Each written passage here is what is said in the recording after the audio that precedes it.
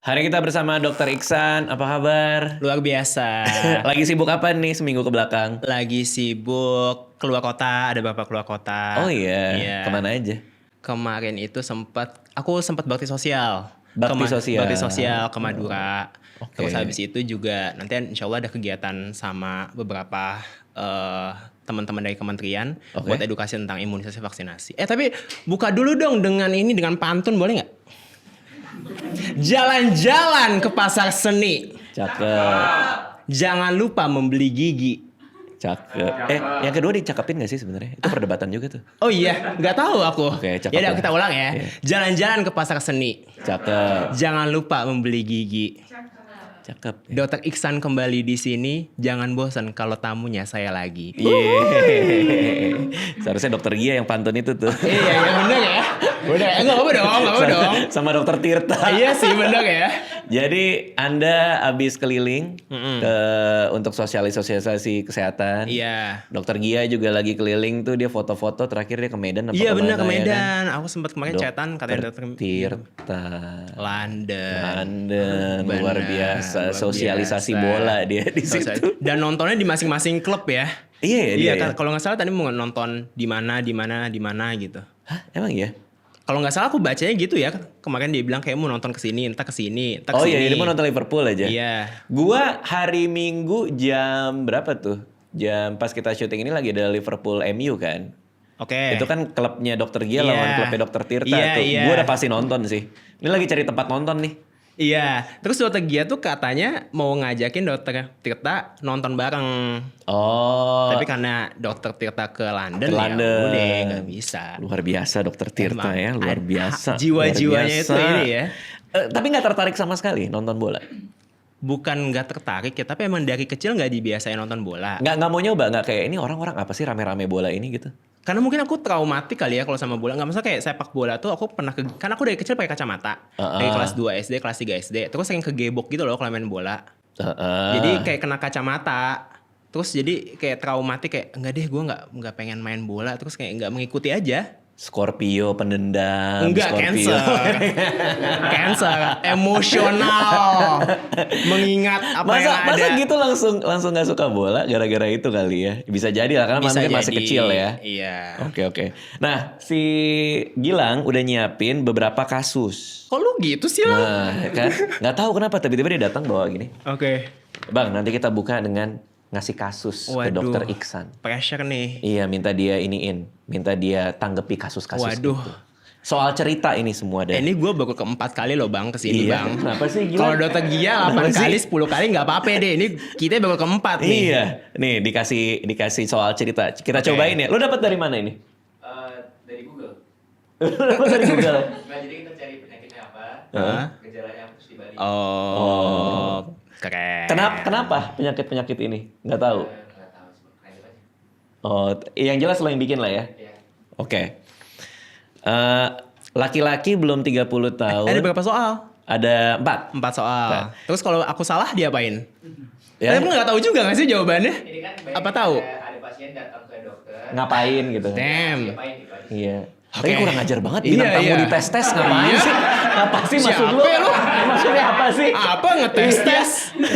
Oke, kita coba ya. Laki-laki belum 30 tahun, bekerja Oke. di bidang kreatif, punya teman perempuan dekat, tidak berani mengungkapkan perasaan. Udah dia dong. sempat ngedate. Dia dong. Udah Oh, salah, bukan. Salah baca. Maaf, salah baca Gil. Maaf Gil, salah. Maaf. Ini ketawanya sebenarnya ketawanya kenceng lagi. Enggak, dia nggak nulis itu. Laki-laki 42 tahun datang ke IGD. Jadi suruh bayangin kali ya. Lu disuruh bayangin nih, laki-laki 42 tahun datang ke IGD. Oke. Dari pagi dadanya nyeri, menjalar ke lengan kiri.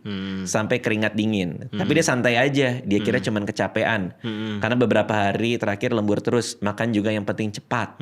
Nah itu kalau ada yang gitu datang Dokter Iksan gimana biasanya? Kecurigaan pertama mungkin karena udah usia di atas 40 tahun dan ada nyeri dada menjalar diikutin sama keringat dingin, itu kemungkinan paling besar possibility-nya adalah serangan jantung. Oh. Ya udah di EKG aja, kalau misalkan emang betulan serangan jantung yang dia membahayakan, ya udah tindakan. Tapi kalau cuman kayak yang unstable, yang nggak stabil aja, sumbatan yang nggak separah itu, ya udah nanti bisa dikonsulin, terapinya nanti bisa lebih ditunda gitu. Berarti kalau ada orang datang ke IGD, karena kan Dokter Iksan pernah jaga IGD kan. Betul. Ini laki-laki 40 tahun nih datang ke IGD. Terus dia bilang, ini dada saya nyeri nih sampai ke tangan kiri nih dok gitu. Nah itu udah langsung tuh jantung gitu. Iya kemungkinan besarnya kayak gitu. Karena kalau yang nyeri yang menjalar kemudian udah usia mungkin di atas 40 tahun diikutin sama misalkan dia ada hipertensi atau diabetes, kecurigaan pertama kita pasti ada serangan jantung gitu. Karena gejalanya khas, dia nyeri dada tapi menjalar dan dia nggak bisa ditunjuk. Jadi kayak gue nyeri tapi nggak spesifik nih di bagian mana, nggak bisa gue tunjuk gitu. Kenapa kayak gitu? Karena tekanannya segitu kerasnya di dada sampai dia nggak bisa pinpoint gitu. Karena dia kerusakannya kan di bagian dalam, di organ bagian dalam, dan kerusakannya itu kan dia luas kan. Kalau kulit kita rusak, ini kan lebih kelihatan nih bagiannya yang mengalami kerusakan itu. Tapi kalau bagian jantung itu kan dia lebih internal dan nggak bisa ditunjuk spesifik bagian mananya gitu. Jadi di dalam. Benar. Oke, menjalar ke tangan kiri itu gejala khas? Iya, salah satu gejala khas. Kalau dia datang hanya, kok dada saya sesek gitu, tapi ditanya menjalar apa tidak, terus dia bilang tidak menjalar, itu baru buka kemungkinan lain? Tetap ada kemungkinannya, makanya kan nanti dicek. Maksudnya kita mikir pertama kali yang paling jeleknya dulu apa. Soalnya kan kalau serangan jantung, time is muscle. Waktu adalah otot. Ya. Kalau semakin kita tunda, ototnya makin rusak. Makanya kalau misalkan ada orang dengan kecurigaan serangan jantung, kita cek minimal banget EKG dan nanti kita cek darah. Namanya marker jantung adalah troponin I atau troponin T atau CKMB kita sebutnya gitu. Oke, jadi artinya kalau misalnya, soalnya kan banyak yang bilang tuh kalau di IGD orang ngira sakit jantung nggak taunya asam lambung.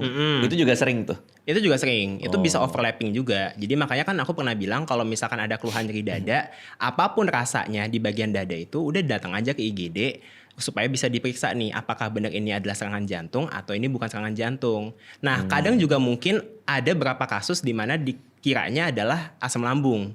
Masalah lambung biasa. Tapi karena ada kecurigaan nih, misalkan orangnya obesitas, terus ada darah tinggi, ada kencing manis, kayaknya bisa jadi mungkin jantungnya emang ada masalah gitu. Makanya bisa dilakukan treadmill test. Jadi direkam jantungnya, tapi sambil ngelakuin treadmill. Oke. Gitu.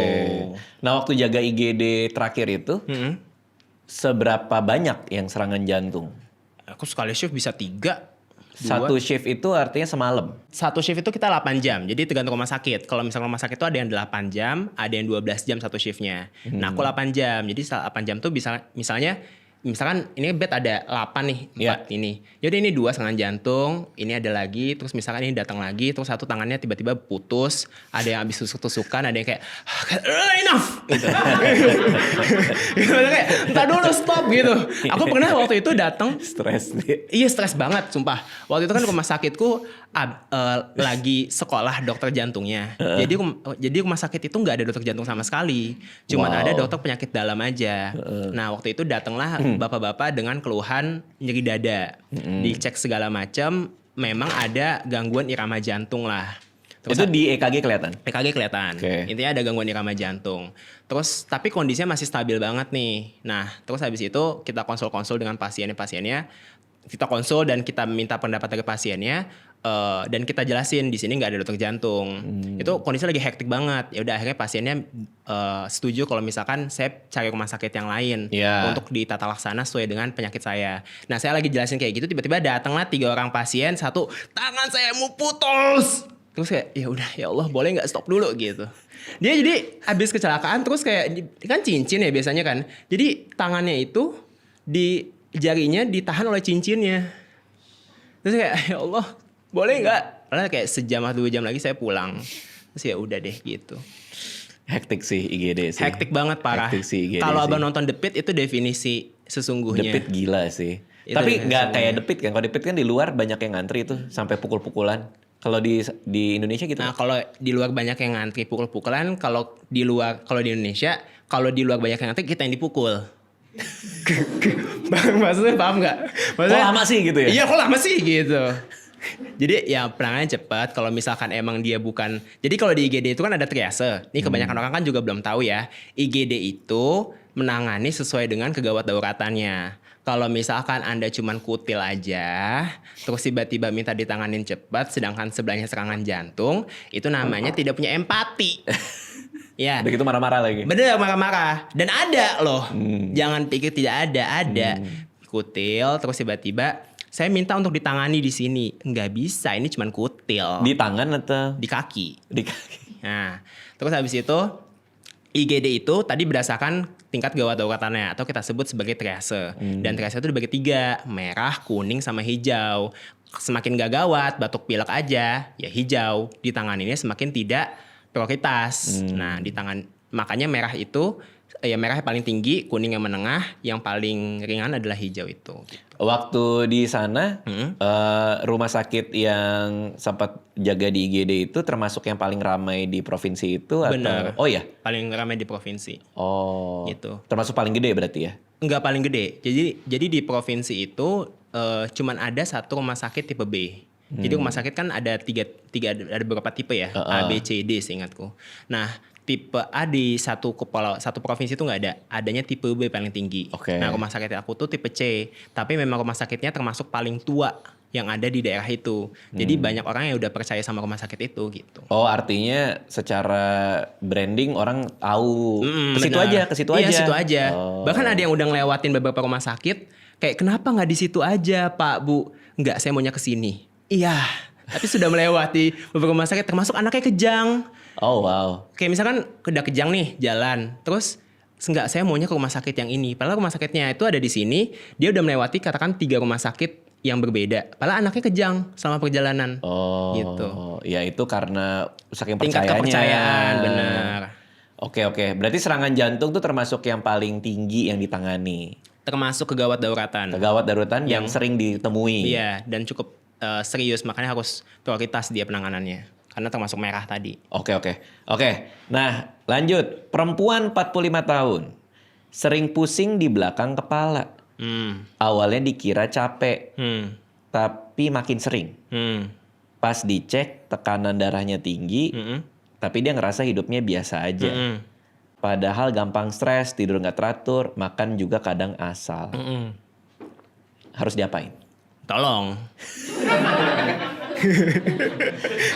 Nah, tapi ini apa ini? Ini kemungkinan hipertensi sih, Hipertensi lah ya. emergensi atau urgensi. Jadi gini, namanya darah tinggi itu adalah penyakit yang mematikan dan mematikannya diam-diam. Itu darah tinggi itu. Jadi orang bisa aja hidup dengan tensi 180, 190 dan gak berasa sama sekali. Kayak kemarin aku ketika baksos ada ibu-ibu datang dengan tensi 185. Saya biasa dok segini, 160 juga biasa, itu normalnya saya. Kenapa bisa terasa biasa? Karena tubuh tuh membiasakan diri. Tapi problemnya adalah pembuluh darah itu kan kayak balon, ya kan? Semakin tinggi tekanan darahnya, maka si balon itu makin tipis dan ada resiko buat pecah. Kalau pecah di otak jadinya stroke. Makanya tekanan darah itu harus dijaga supaya tidak boleh lebih dari 140 sistolnya. 140 per 70 ya kalau salah? 90. Per 90 Iya, batas di bawahnya? bawah, iya 140 per 90. Lah, gue batas bawah gue 70, 75 itu gimana? Tapi sistolnya berapa? Nah itu lupa sih. Soalnya kalau lagi ngecek kan ngeliatnya bawahnya doang kan? Iya sih bisa juga. Gitu. Soalnya kalau definisi dari tekanan darah tinggi kan kita patokannya di 140 per 90 aja gampangnya. Kalau atasnya normal bawahnya 70 masih aman-aman juga? Masih aman kok. Kayak 120 per 80, 120 per 70 tuh masih aman. Oh. Karena diastol itu menandakan berapa banyak atau tekanan darah yang masuk lagi ke jantung.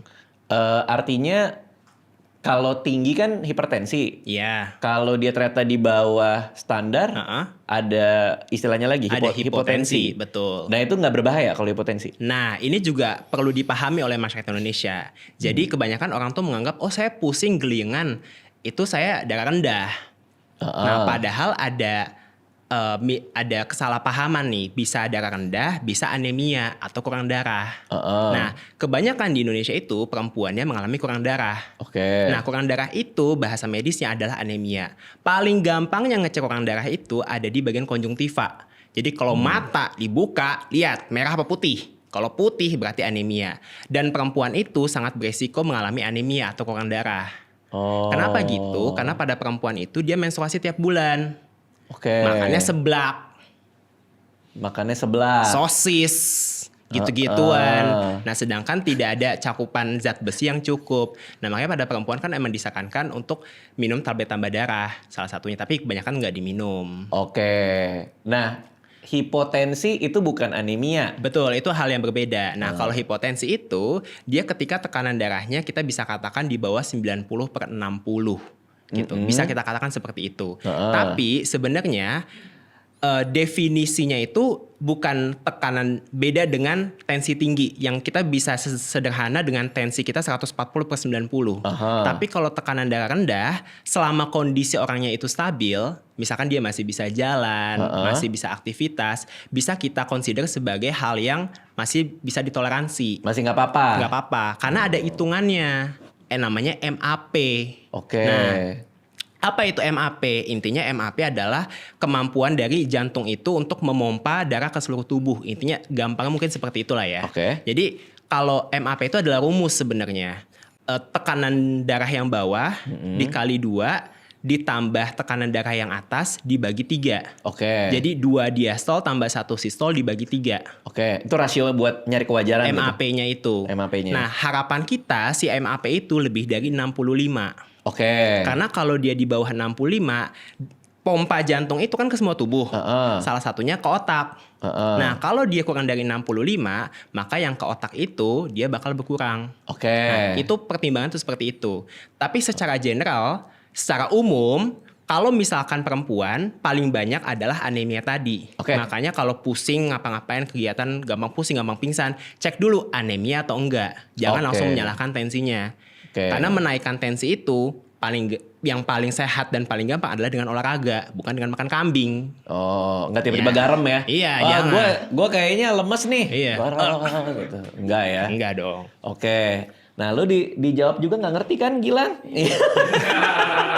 Segala hitung-hitungan keluar kan gara-gara lu. Ya tapi aku juga belajar banyak sih, maksudnya kalau aku kan emang tipenya kayak ngajak gitu kan. Mungkin banyak teman-teman yang belum paham atau menyederhanakan kalimat itu masih menjadi PR aku sampai dengan saat ini. Oke. Nggak, tapi bisa dimengerti kok. Iya. Tadi, iya. Ya kalau nggak ngerti pulang nih, gue yang pulang nih. Waduh, jadi ngamuk dia. Coba Bercanda. bawa mata, Fitri. Bawa mata. Nggak, satu lagi. Nasionalis. Merah putih. Tinggal dikibarin dia. Nah, tapi mungkin untuk menjawab pertanyaan yang kedua itu dulu, itu namanya hipertensi. Nah, hipertensi itu kita bagi jadi 2. Hipertensi yang gawat sama hipertensi yang kita perlu waspada. Lah, intinya gitulah ya. Jadi hipertensi emergensi atau hipertensi urgensi. Nah, kalau hipertensi emergensi itu misalkan dia tekanan darahnya tinggi sekali, terus habis itu diikuti dengan misalkan gangguan penglihatan, ada gangguan kesadaran, itu harus buru-buru nanti kita turunin lah tekanan darahnya. Berarti yang ibu-ibu ketemu itu, kan berarti semua dicekin ya? Betul. Terus ada satu ibu-ibu yang tinggi tuh tadi. Iya. Dia dari badan biasa aja. Tapi sebagai dokter Anda pasti ngerasa kayak, ini sebenarnya berbahaya tahu gitu. Iya, berbahaya. Makanya kita perlu turunin tekanan darahnya. Kan biasanya orang itu tekanan darahnya tinggi dia nggak berasa karena selama ini dia nggak minum obat kan. Jadinya tubuhnya berusaha membiasakan itu. Oke. Nah, sekali lagi, ini teman-teman di luar sana tolong ingetin kakeknya, neneknya. Yang merusak ginjal bukanlah obat tensi. Tapi tensinya itu sendiri. Paham? Ya, sekali lagi nih. Yang merusak ginjal bukanlah obat tensi. Tapi tensi itu sendiri. Kenapa gitu? Coba, sekarang analoginya gini. Waduh, marah dia beneran nih. Karena banyak. Saya bebusak. Iya, nanti ini. di video ini di komen juga kakek saya nggak gitu, pasti Ya, ada gitu. itu. Ngamuk lagi dia. Jadi contohnya gini, tahu steamer jet steamer yang buat nyuci mobil. Tahu lah, orang tiap minggu gue bawa tuh Iya, mobil. jet steamer. Nah, jet steamer itu atau selang deh gampangnya. Selang air itu ketika kita pengen mancurin lebih jauh, berarti harus kita tutup dong. Iya kan? Kita kecilin volumenya. Kita kecilin diameternya. Nah, itu juga yang terjadi pada darah kita, pada pembuluh darah kita. Ketika dia mengalami hipertensi, sebenarnya dia mengalami penyempitan pada pembuluh darah, vasokonstriksi kita sebutnya. Nah, ketika dia menyempit gitu, tekanan darahnya kan jadinya kenceng, gitu kan. Ibarat kata aja si ginjal itu kena tekanan darah yang kecil, lama-lama dia rusak ujung-ujungnya. Jadi membuat si ginjal itu rusak adalah tekanan darahnya, bukan si obat anti tekanan darah tinggi. Iya, paham. Kayak gitu. Tidak berkorelasi kan? Tidak ada hubungannya sama sekali. Hanya karena dia minum obat, ya bukan artinya itu yang rusak, justru penyakit lo yang rusak. Iya, Obat benar. ini buat ngebenerin. Benar. Nah tapi emang baru-baru ini baru nggak juga sih gue bahwa ternyata kerusakan ginjal tuh mayoritas karena tekanan darah. Kirain tuh masalah makanan, minuman gitu. Ternyata mayoritas karena tekanan darah ya. Iya. Karena dia harus ngefilter kan. Benar, dia nggak filter. Oke, nah ini semua karena gaya hidup juga, makanya tensi Benar. bisa tinggi, apa segala macam. Berarti anak muda tuh harus memperbaiki gaya hidup juga kan? Iya jelas dong. Dan terutama dari konsumsinya. Benar. Nah kalau kayak susu gini gimana? Boleh, Misalnya nggak kan ada susu masalah. Brook Farm nih, Oke. itu dari sisi kesehatan konsumsi susu seperti apa? Oke, jadi mungkin kita masuk yang paling banyak kejadian juga osteoporosis kali ya. Mungkin Oke. usia tua, usia 50-60 tahun. Itu kan banyak kejadian osteoporosis. Kenapa? Karena salah satu yang jadi masalah adalah deposit kalsium di dalam tubuhnya itu berkurang. Oke. Gitu. Atau dia tidak menabung kalsium di dalam tubuhnya sedari dia muda. Jadinya pas tua, dia kekurangan kalsium tadi, tulangnya gampang keropos gitu. Nah itu juga ngeri tuh, karena kan Iya. jatuh dikit patah kan? Iya benar. Itu serem banget loh. Iya benar. Serem banget, orang jatuh patah. Berarti itu bisa diperbaiki dengan rajin mengkonsumsi kalsium. Iya, dan pola hidup dan juga dengan penguatan otot. Berarti susu nggak serta-merta susu ya, tapi susu yang ada kalsiumnya. Secara general susu itu ada kalsium sih, ada Oke. kalsium, vitamin D sama protein gitu. Dan protein itu maksudnya salah satu kenapa kita bisa bilang susu itu dia bernutrisi karena dia ada kandungan proteinnya tadi. Oke. Nah, mungkin gini, mungkin banyak analogi di luar sana kenapa susu itu berkorelasi terhadap pertumbuhan atau perkembangan. Nah, salah satunya adalah karena kandungan protein di dalamnya dan Oke. ada kandungan kalsium di dalamnya. Tapi jangan lupa juga kalsium itu dalam penyerapannya dia butuh vitamin D.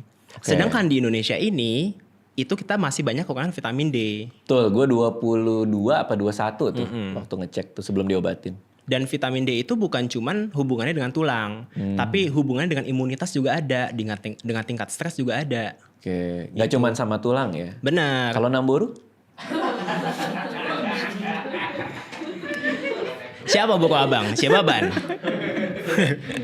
Iya paham sih. Jadi makanya ada beberapa orang yang bilang lo kalau minum vitamin D3 kalsiumnya terpenuhi nggak? Gitu Iya ya? benar. Oh. Dan fun fact-nya sebenarnya gini, banyak orang menganggap bahwasanya oke, gue pengen dapat vitamin D nih. Ya udah gue banyakin berjemur aja di bawah sinar matahari. Nah itu gimana? Nah, sekarang pertanyaan saya, menurut Bang Radit, bagaimana mekanisme terjadinya vitamin D itu bisa didapatkan dari sinar matahari? Gimana caranya? Kayak sinar matahari ke kulit. Terus? Kan di kulit kita ada klorofil nih. Bener, ijo dong. Fotosintesis. Jatuhnya pepes dong. Tumbuhan dong gue. Nggak tahu, mungkin diterima kulit nggak Oke, ngerti. jadi sebenarnya vitamin D itu diproduksi oleh tubuh kita dari kolesterol. Oh, I Gitu. see. Jadi gini, jadi tubuh kita itu memproduksi vitamin D dari kolesterol. Iya. Diubahlah kolesterol itu menjadi provitamin D3. Oke. Nah, provitamin D3 itu nanti akan diubah oleh sinar matahari, Iya. terutama oleh sinar UVB, menjadi previtamin D3 Itu melalui kulit. melalui kulit. Oke. Nanti previtamin D3 itu akan dibawa ke hati, dirubah menjadi 25 OH-D3 yang abang cek darahnya. Oh, Nah. kadarnya itu yang dicek tuh. Yang kadang dicek di situ. Tapi itu bukan vitamin D3 dalam bentuk aktif. Itu vitamin D3 dalam bentuk tabungan di tubuh kita. Nanti tabungan itu akan yang 25 OH-D3 tadi, dia akan dipindahin ke ginjal, diproses sama ginjal jadi bentuk yang aktif. Oke. Nah, sekarang permasalahannya adalah vitamin D3 yang diubah oleh sinar matahari itu, sinar UVB itu, bisa dirubah oleh sinar UVB. Permasalahan adalah sinar UVB itu di Indonesia ini paling tinggi di jam 10 sampai jam 3 sore. Ada nggak orang yang mau berjemur di jam 10 sampai jam 3 sore? Jam 10 sampai jam 3 sore panas sih. Iya. Jadi sinar matahari itu yang bermanfaat adalah sinar UVB-nya. Jadi ya benar, apakah ada orang yang apakah berjemur itu bermanfaat buat tubuh kita? Iya bermanfaat. Salah satunya adalah salah satu untuk mendapatkan vitamin D tadi. Oke. Tapi vitamin D itu bisa didapatkan dari sinar UVB tadi. Ya. Yang dia mengubah pre-vitamin D3 menjadi pro-vitamin D3. Ya. Permasalahannya, sinar UVB itu tinggi-tingginya atau adanya di jam 10 sampai jam 3 sore. Sedangkan orang kayak gue mau nyari vitamin D nih jam 6, jam 7 Iya, keluar. itu panas-panas doang, anget-anget doang. Oh. Itu adanya sinar UVA. UVA nggak ada manfaatnya. Oke. Buat tubuh. Nah, terus habis itu permasalahan yang kedua adalah misalkan di Jakarta, siapa yang bisa menjamin sinar mataharinya bisa selalu stabil? Apalagi kita ada polusi udara. Oh. Iya kan? Belum mendung itu ngaruh nggak? Ya ngaruh dong. Oke. Dan kalau misalkan kita berjemur, kita kan juga ada melanin ya. Kita orang Indonesia kan warnanya lebih ke kecoklatan kan, karena ada melanin si sel yang si pigmen yang berfungsi untuk melindungi tubuh kita. Oke. Jadi produksi si vitamin D3-nya itu juga nggak akan terlalu tinggi-tinggi banget. Oh. Maka dari itu pentingnya suplementasi. Nah, untung di sini vitamin D3 ada nih, kebutuhan 65% nih. Ada kaliumnya juga. Karena kan vitamin D3 butuh diiniin sama kalium kan? Iya. Oh, ini oke nih. belum. Sambil berjemur berarti. Sambil berjemur. Berarti susu tuh mungkin salah satu hal yang bisa memenuhi kebutuhan kita itulah ya. Kalsium, kita bisa bilang vitamin, kayak gitu ya. makro dan mikronutrisinya ada. Nah, kalau Brook Farm ini sukanya adalah karena 100% susu segar dari Australia, nih kualitasnya premium, diproses secara alami tanpa pengawet dan perisa buatan. Jadi dibawanya udah dalam bentuk susu. Karena semua proses pemerahan dan pembuatannya pakai standar Australia. Jadi kalau mau coba aja. Nah, klaimnya nih dari Brook Farm ini, sapinya happy hidup di alam terbuka. Keren. Iya, sapinya hidup bebas di alam terbuka. Tapi kalau di Swiss makin mahal tahu, Bang. Karena Tahu nggak sih harga daging, misalnya daging ya, hewan yang dibiarin hidup di alam liar sama hewan yang hidup di kandang tuh beda. Telurnya juga beda harganya. iya, katanya kualitas dagingnya juga beda. Iya. Ya. Dan mungkin susu yang kayak gitu kali ya. Mungkin. Dibiarin lepas Iya. ke kota. Nonton kan dia nggak tahu ya, dia happy. Nonton bioskop kan Iya. ini nggak tahu nih. YOLO guys. YOLO dia sapinya. YOLO. Tinggi kalsium. Fungsi kalsium tadi juga udah dijelasin. Itu tadi dalam konteks penyerapan D3. Betul. Kalau dalam konteks tulang gimana? Ya kalau misalkan kalsium itu diserapnya dengan bantuan vitamin D3 tadi salah satunya. Kalau untuk tulang? Dan kalsium itu nanti akan dideposit ke tulang ya untuk penguatan tulang tadi. Oke. Karena struktur dari tulang salah satunya dibentuk dengan kalsium tadi. Oke, ini rasanya creamy, enak. Jadi silakan kalau mau coba aja Brook Farm. Oke, kalau bedanya susu UHT sama fresh milk apa nih dok? Itu lebih kepada proses pengemasannya sih. Jadi kalau UHT itu dia dipanasi di suhu tinggi lebih dari 100 derajat dalam waktu beberapa detik. Oke. Nah sehingga memang ada beberapa mikroba yang dia nanti mati, tapi dari segi penyimpanannya dia akan lebih awet dan bisa simpan di suhu ruang. Tapi kalau susu segar kayak gini dia harus disimpan di suhu yang dingin, di kulkas atau pendingin gitu. Oke, Dan dia lebih fresh tapi penyimpanannya harus hati-hati. benar, karena dia cuma dipasteurisasi doang. Pasteurisasi. Iya, dipanasin di suhu 60-70 derajatan gitu. Ya artinya kuman-kuman juga udah nggak ada lah ya. Iya, Tapi tetap harus disimpan dengan baik. betul. Oke. Kalau dulu saya suka minum susu dari sapinya langsung, Oh itu benar. benar. Oke. Itu gimana Bang? Coba ceritain. Nggak, itu bohong. Biar cepet aja. Siapa tahu menarik loh kalau diceritain. Nggak menarik.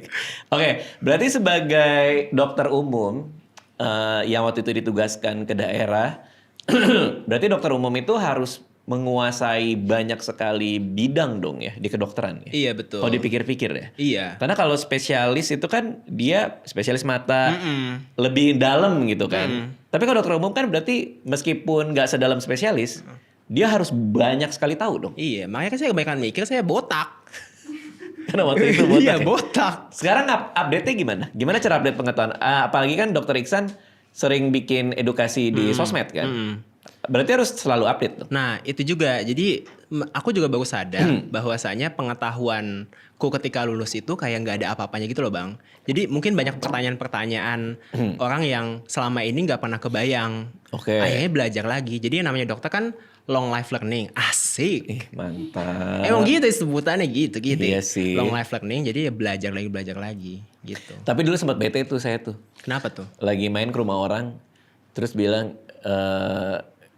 profesi ini tante gue nih keren nih dokter gitu. Karena dokter itu lifelong learning. Long life learning Iya dibalik itu. Long Lifelong learning. Ya itulah. Artinya kita belajar terus sampai tua.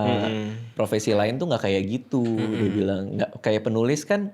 Enggak juga. Nah makanya Iya. gue sebel. Oh. Tapi gara-gara itu langsung baca banyak buku lagi. Gimana caranya profesi apapun yang gue jalani, gue belajar terus sampai tua. Iya. Tapi betul secara konvensional, secara tradisional, dokter tuh memang dianggap profesi yang semakin dia tua, semakin wisdomnya dan pengetahuannya makin kaya ya. Iya, aku merasa Iya gitu kan? sih. Maksudnya mungkin aku dokter Tirta, dokter Gia, ya, contoh ya misalnya, kan Iya. sama-sama dokter umum. Tapi aku pun juga akan selalu belajar banyak dari dokter Tirta dan dokter Gia karena sesederhana memberikan edukasi ke masyarakat itu kan beda-beda daya tangkapnya. Iya. Jadi kita menyesuaikan bahasa gitu loh. Misalkan kayak gini, kalau misalkan tali pusat, misalnya kita lahiran, aku waktu itu gimana caranya mengedukasi ya masyarakat. Kalau tali pusat, plasenta, itu dia nggak keluar ketika proses kelahiran, Iya. itu kan bahaya, ya kan? Makanya harus diambil. Jadi tangan dokter itu dimasukkan ke dalam jalan lahir, terus masuk ke dalam rahim, nanti kita jemput tuh si plasentanya itu. Nah, gimana caranya mengedukasi masyarakat dengan nanti saya ambil ya si plasentanya itu kan. Nah, kalau kita nggak pernah ada di lapangan, kita nggak pernah belajar untuk berkomunikasi dengan pasien, kan pasti bingung kan. Dan kata-katanya pun juga mungkin yang nggak dipahami oleh orang itu. Paham, gitu. iya ngerti. Makanya waktu itu sempat aku dengar dari senior aku, ibu ini si plasentanya masih tersisa. Jadi perlu kita jemput. Saya mau jemput ya plasentanya ya. Nanti agak rasa nggak nyaman. Nah kayak sesederhana itu aja. Itu adalah sebuah hal yang perlu aku pelajarin sih. Iya karena kan ada dua hal ya. Kita mau nyampein apa dan gimana cara nyampeinnya. Iya. Kadang-kadang apa yang mau kita sampein benar dan memang harus. Tapi cara nyampeinnya salah. Malah menjadi salah semua. Iya gitu. benar-benar. Diterimanya juga salah. Iya benar.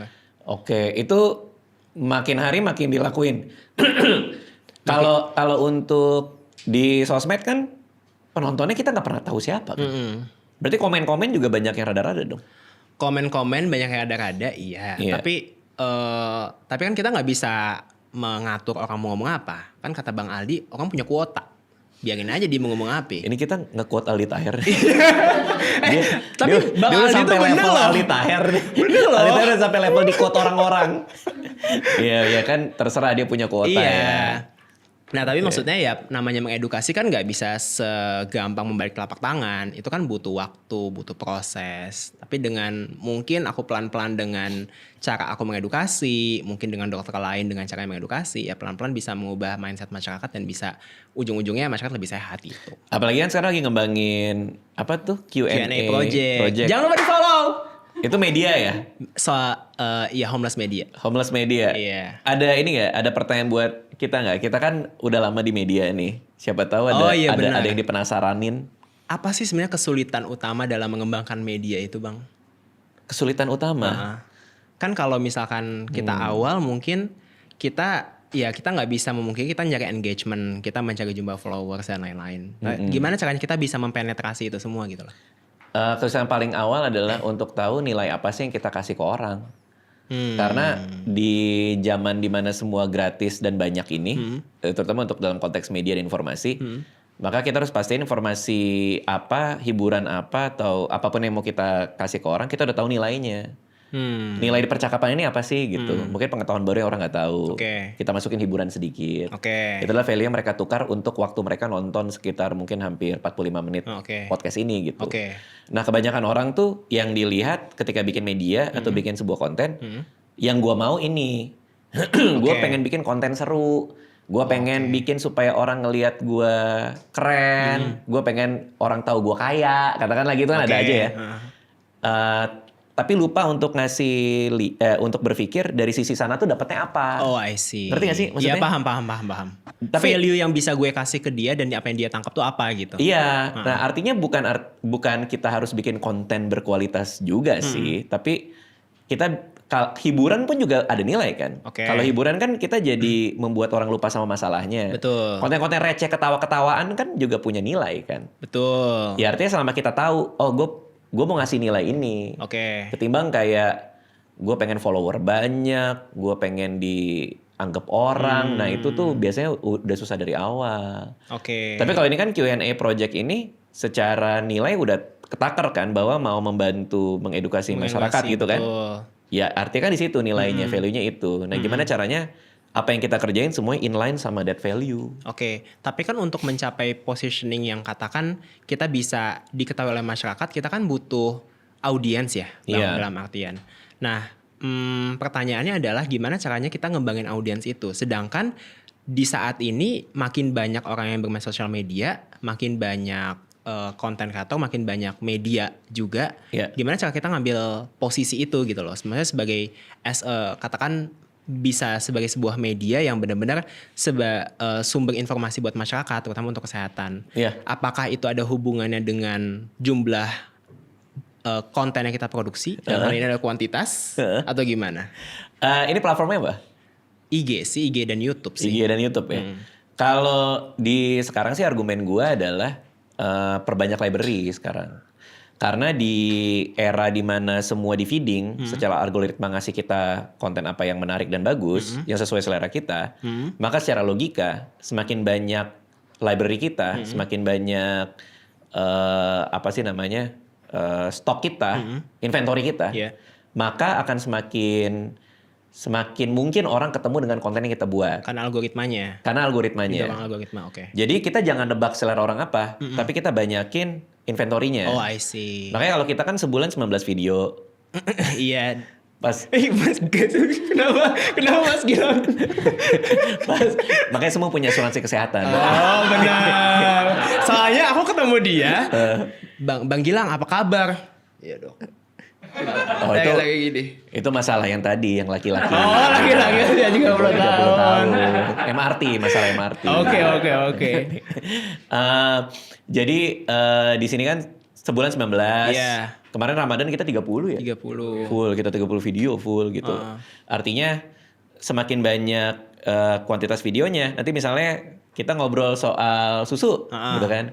Nanti di channel mana ada orang lagi jalan-jalan terus ngelihat sapi Australia, aku lagi di Australia ngelihat sapi. Ingat Aditya Dika. Nah, bukan. Bukan.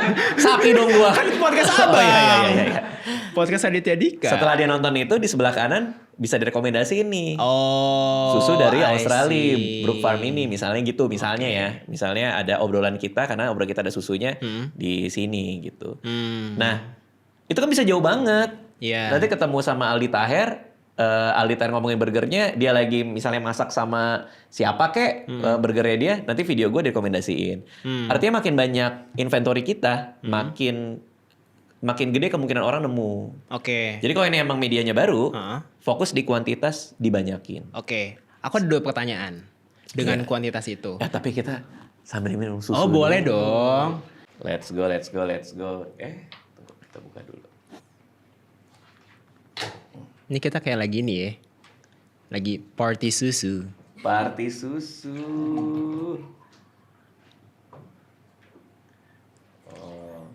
Biasanya kalau saya nemenin anak pagi-pagi. Oh. Kita di bawah sambil ngobrol. Terus pada minum susu, kita juga minum susu. Wow. Oke. Nih silakan. Nggak cheers dulu. Cheers. Oh, gitu. Dulu. Asik. Meja sebelah bayarin. Bismillah. Oh, mantap.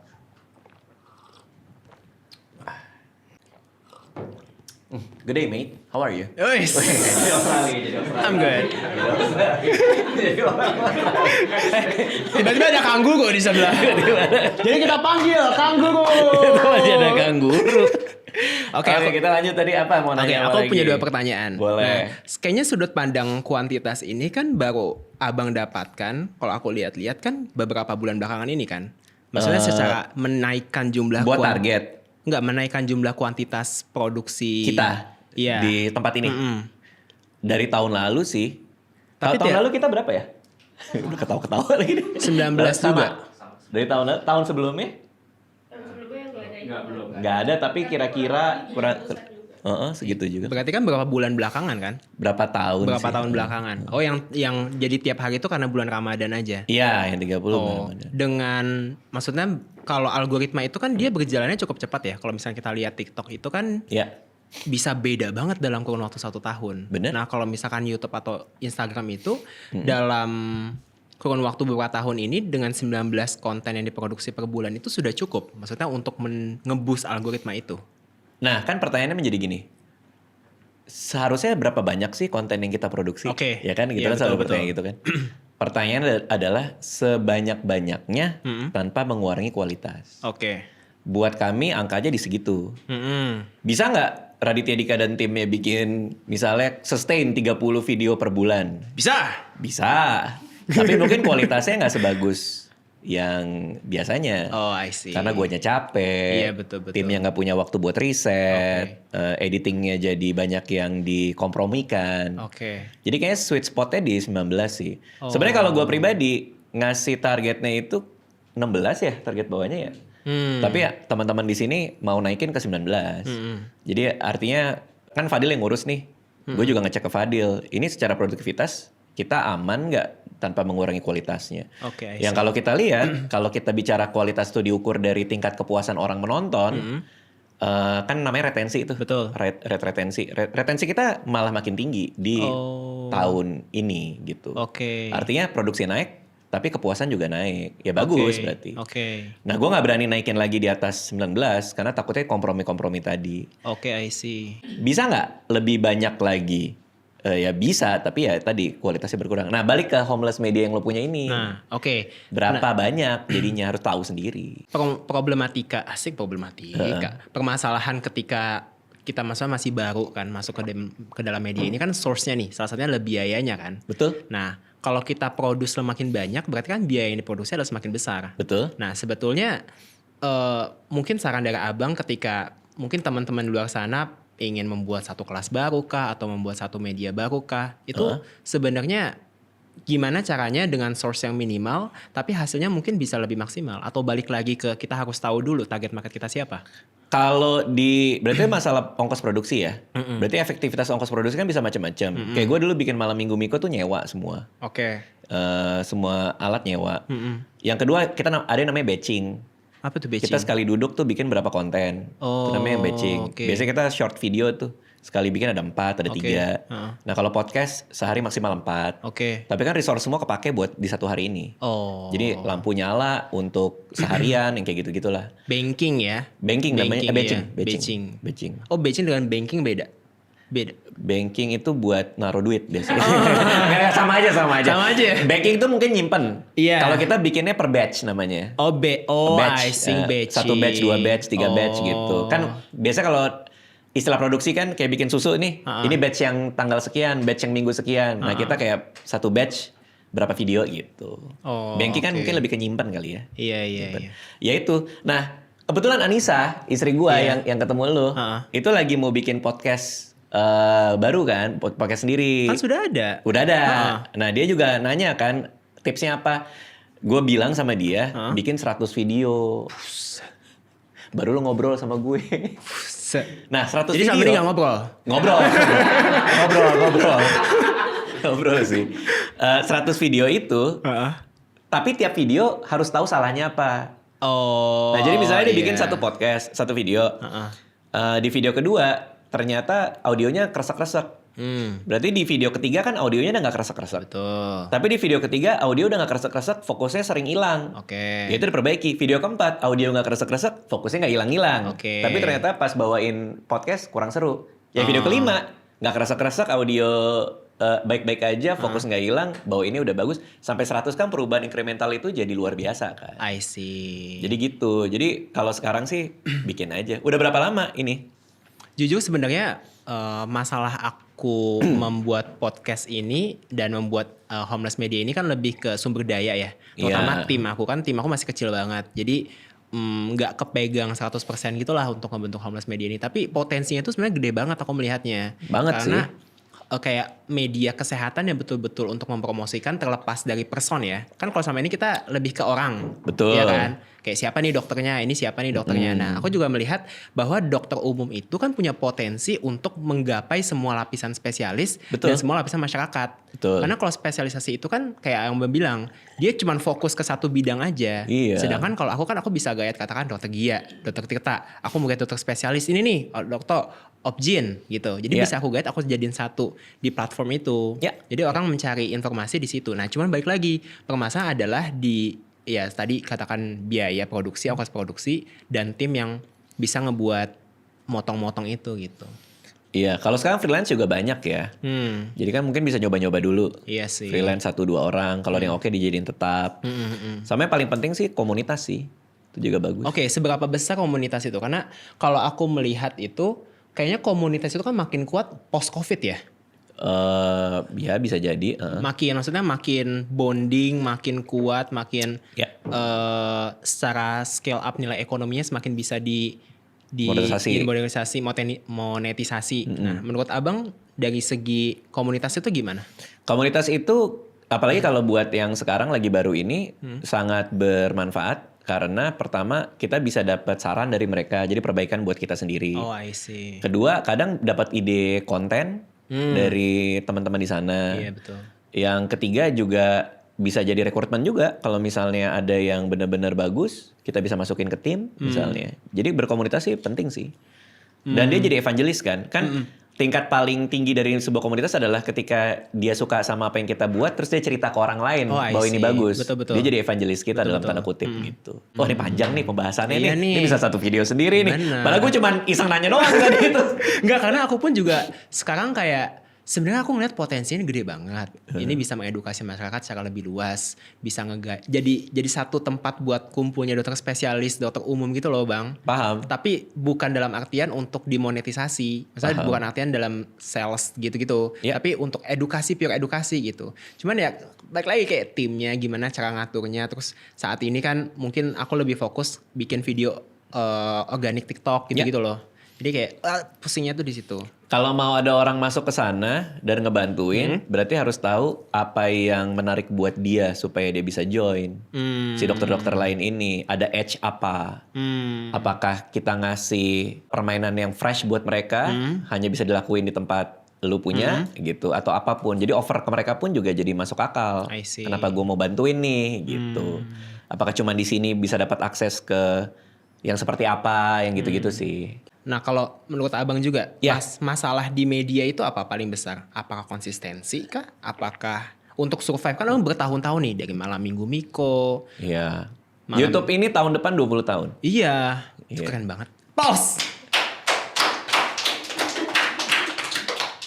Nah, dalam 20 tahun itu kan berarti pasti banyak naik turunnya, banyak kesulitannya. Bener. Menurut Abang gimana caranya supaya bisa survive selama 20 tahun itu? Untuk rela berubah ketika tahu waktunya berubah. Oke. Banyak orang kayak misalnya lu punya konsep mau bikin media ini segala macam. Begitu itu ada yang harus diubah atau nggak jalan, banyak yang masih maksain tetap ngelakuin itu. Nah kalau gue ketika udah ngerasa waktunya selesai, gue cari format baru. Oke. Makanya Malam Minggu Miko kan nggak lanjut ke season 3. Terus segala macam gue pernah bikin paranormal experience lah apa gitu. Vlog-vlogan gue.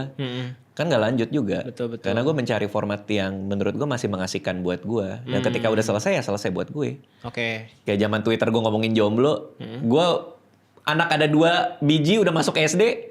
Jomblo-jomblo. Masa gue ngomongin jomblo-jomblo juga kan aneh banget iya, gitu. Benar lagi. Ya maksudnya kerelaan untuk tahu bahwa kayaknya harus evolusi lagi deh gitu. Gak bisa cuman diem dan ngelakuin yang sama. Yang bikin lo dari A ke B itu beda dari yang bikin lo B ke C. Iya lagi. Gitu sih. Salam super. Harusnya pakai ini dong, pakai bukan ini grafik di depan. Tapi seru sih. Karena kebetulan gue ngajar kan. Iya. Di produksi media. Aku mau nanya lagi, lupa aku. Boleh apa tuh? Aku ditawarkan jadi dosen tamu sebetulnya. Oke. Apa yang harus aku persiapkan untuk menjadi dosen tamu? Apakah Lah, kan tergantung.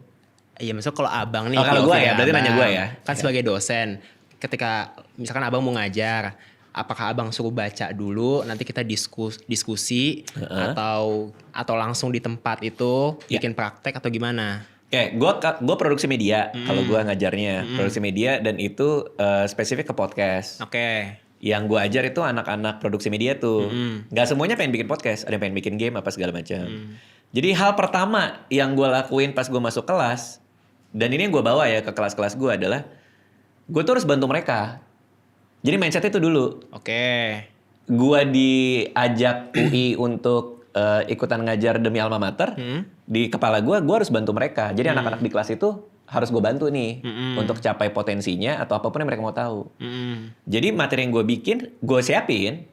Tapi pas gue nyampe kelas itu, tolong perlakukan kelas gue ini sebagai untuk diri kalian. Jadi lo mau nanya di luar kelas ini boleh, apa segala macam, gue coba kaitin sama materi gue. Oh. Jadi jangan sampai lo ikut kelas ini, gue kan nggak mau bikin podcast, nggak apa-apa, gue kan mau bikin game.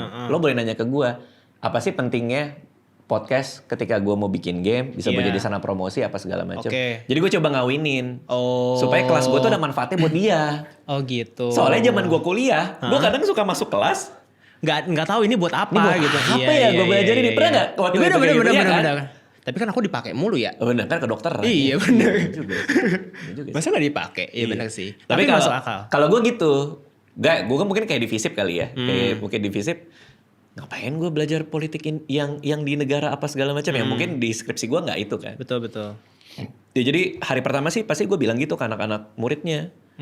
Pokoknya perilakukan kelas ini, gimana caranya kebutuhan lo tercapai karena gue gitu. Oh. Jadi mereka bebas juga mau nanya apa aja gitu. Oke. Gitu sih. Seru tapi it's so refreshing. Iya sih benar. Aku juga seru gitu. banget. Tapi ngajak tuh seru tau bang. Seru emang. Iya, kita seru. jadi refresh lagi sama apa yang kita tahu kan. Benar. Meskipun udah gak nyambung ya gue ya. Benar. Kayak gue lagi ngobrol apa dia dis. Tahu gak dis? Disco. Nah dia juga gak tahu. Padahal dia 25 loh umurnya loh. Disco Apa lagi. Disconnect. Kayak daging. Misalnya kita lagi ngajar. Wah itu dis bang, dis. Gitu. Oh gitu. Iya. Sejak kapan ada istilah itu? Gak tahu tuh anak-anak UI itu tuh. Oh iya. 6-7 kan anak gue tuh 6-7. Gak tahu juga ya? Enggak lagi. Coba keluar rumah sekali. Oke. Satu pertanyaan Oh terakhir. boleh. Nah, kebanyakan kan anak muda itu ya ketika lulus kuliah kan dia ada di fase peralihan ya. Oke. Maksudnya kayak dia bingung nih dia masuk industri ini atau mungkin dia mau kerja dia bingung lah dalam fase transisi itu. Oke. Apa nasihat abang buat anak-anak muda? Misalkan kayak aku yang dia mau melanjutkan hidupnya. Oh, berat juga ya ini ya pertanyaannya ya. Gue akan ngasih saran lo sesuai apa yang gue lakukan dulu ya. Oke. Menurut gue yang tidak tergantikan adalah seorang mentor. Wow, termasuk mentor buku yang abang bilang. Semuanya. Oh wow. Jadi hidup ini menurut gue adalah perjalanan dari guru ke guru. Wow. Jadi gimana caranya lo punya mentor yang baik, yang pertama. Terus ketika udah waktunya lo mentoring orang lain. Seru banget. Iya, itu yang ngebuat hidup tetap asik. Dan di umur lo sekarang, itu yang ngebantu kemana-mana. Nah, nyari mentor tuh bisa sederhana email. I see. Ini aja nekat gitu, bisa email atau... Ini masih gue lakukan sampai hari ini. Ngajak makan. Salah satunya email siapa? Misalnya, terakhir gue ngajak makan siapa ya? Udah agak lama sih, Jehian. Oh, Jehian. Mau belajar soal manajemen artis, pengen tahu aja. Nelpon, ajak makan, ngobrol. Next Carlos. Oke. Nelpon, boleh nggak makan, ngobrol sama dia, ajarin gua dong ini, ajarin gua dong ini. Jadi selalu cari mentor, selalu belajar dari orang, itu kayaknya akan ngebuat jalan jauh.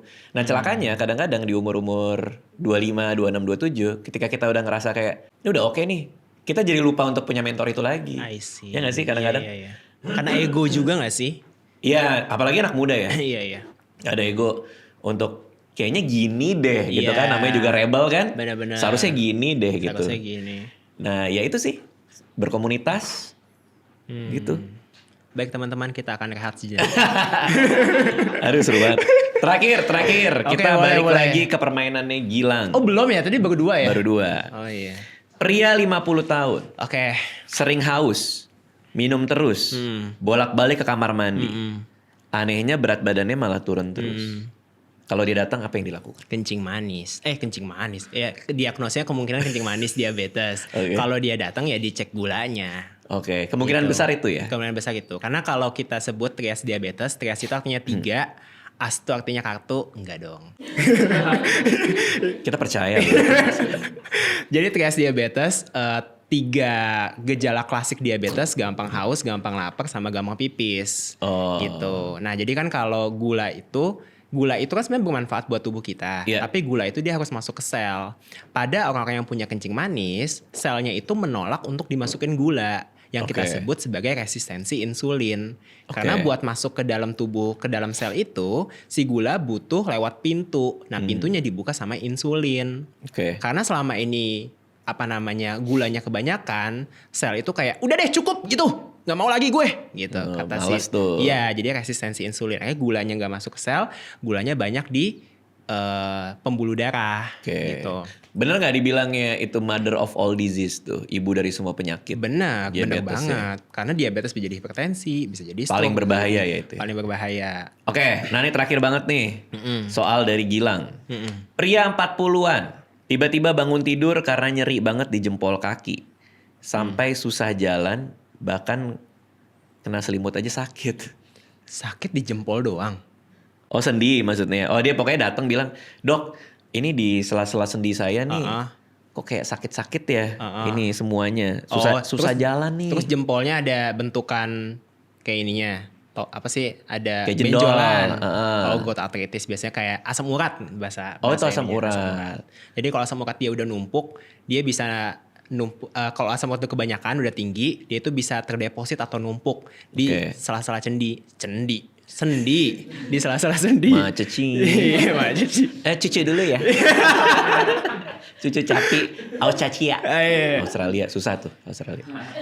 Terus Ya jadi udah, akhirnya jadinya itu. kadang ada orang yang cek darah asam urat tinggi. Tapi tidak serta-merta langsung ada manifestasi ke jempol. Betul. Oh. Karena itu ibarat kata ya ada di darahnya lama, tapi kan belum tentu dia bakal numpuk di sendi atau di jaringan itu. Masih ada hubungan sama gula kah? Asam urat nggak juga? Kalau ini adalah 2 penyakit yang berbeda, tapi kalau hubungan secara langsung, sepemahaman aku sampai dengan saat ini sih nggak ada ya. Oke. Sepemahaman aku. Oke. Kalau aku salah tolong koreksi. Oke. Siap, terima kasih Dokter Terima Iksan kasih. udah mampir ke sini. Terima kasih. Thank you for all the bisminum. Macici. Caci. Terima kasih semua yang udah nonton. Jangan lupa untuk cobain juga fresh milk dari Brook Farm. Terima kasih semuanya. Terima kasih. Bye-bye.